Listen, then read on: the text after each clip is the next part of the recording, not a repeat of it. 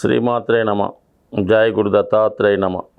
ఈ వీడియోలో మనం గృహ నిర్మాణం చేసుకునేటప్పుడు మనం ఇంటి స్థలం ఎంచుకునే విషయంలో ఎటువంటి జాగ్రత్తలు తీసుకోవాలి, ఒకవేళ ఆల్రెడీ మనకి ఒక సొంత స్థలం ఉన్నప్పుడు అది ఆస్తులు పంచుకోవడంలో భాగంగా వచ్చిన స్థలమో మనకు ఉన్నప్పుడు దాన్ని ఏ విధంగా మనం సరి చేసుకోవాలి, ఈ సరి చేసుకున్న తర్వాత మాత్రమే గృహ నిర్మాణం చేసుకోవాలా, లేదంటే గృహ నిర్మాణం అయిన తర్వాత స్థలాన్ని సరి చేసుకోవాలా, మొదలగు మనకు వచ్చినటువంటి సందేహాలు మనం ఈ వీడియోలో తెలుసుకునే ప్రయత్నం చేద్దాం. మనం సాధారణంగా స్థలం ఎన్నుకునేటప్పుడు ఆ స్థలం ఖచ్చితంగా చతురస్రాకారంగా కానీ దీర్ఘ చతురస్రాకారంగా కానీ ఉండాలన్నమాట.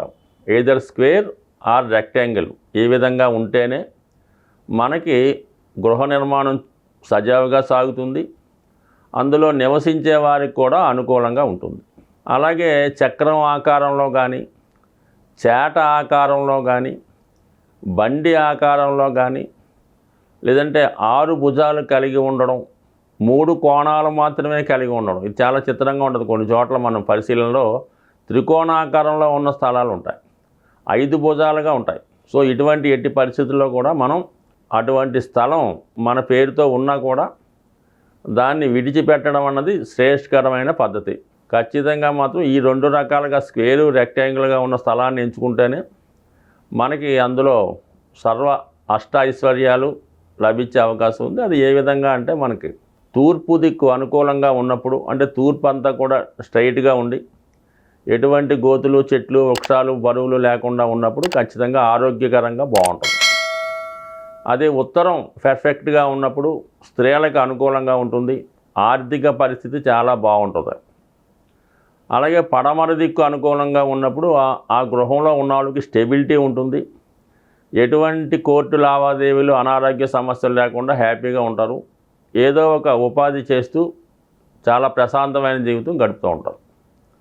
అదే దక్షిణ దిక్కు అనుకూలంగా ఉన్నప్పుడు శుభకార్యాలు ఎక్కువగా జరుగుతుంటాయి, నిరంతరం వాళ్ళకి వంశాభివృద్ధి, వ్యాపార వృద్ధి కూడా జరుగుతుంటుంది. సో ఈ విధంగా దిక్కులు.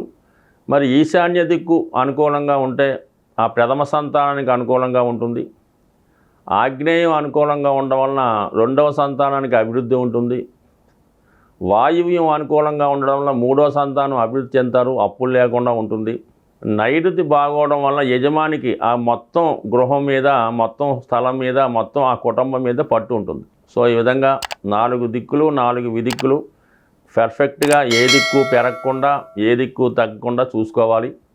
అలాగే గృహానికి నలువైపులా ఎటువంటి వీధిపోటు లేకుండా చూసుకోవాలి.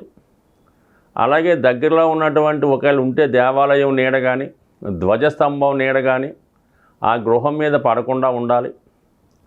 సో అలాగే గృహం మనకి తీసే ఆ స్థలం కట్టేటప్పుడు ఎటువంటి మనకి కళేబరాలు, అస్థిపంజరాలు లాంటివి తాకుండా జాగ్రత్తగా చూసుకోవాలి. ఆ స్థలంలో గతంలో ఏముండేది, అక్కడ దేవాలయం ఉండేదా, పాము పుట్టలు ఉండేవా, శ్మశానం ఉండేదా, లేదంటే కొమ్మరి కొలిమి ఉండేదా, ఇటుకలు తయారు చేసేవారా అన్న విషయాన్ని కూడా పరిశీలించి జాగ్రత్తగా ఉంటే ఆ గృహం కలకాలం వర్ధిల్లుతుంది. అంటే గృహంలో ఉన్న వాళ్ళకి అన్ని సౌకర్యాలు ఉండే అవకాశం ఉంది. బట్ ఏదైనా స్థలం అన్నది పర్ఫెక్ట్గా ఉంటే అందులో వాస్తు కూడా పర్ఫెక్ట్గా ఉండే అవకాశం ఉంది. స్వస్తి.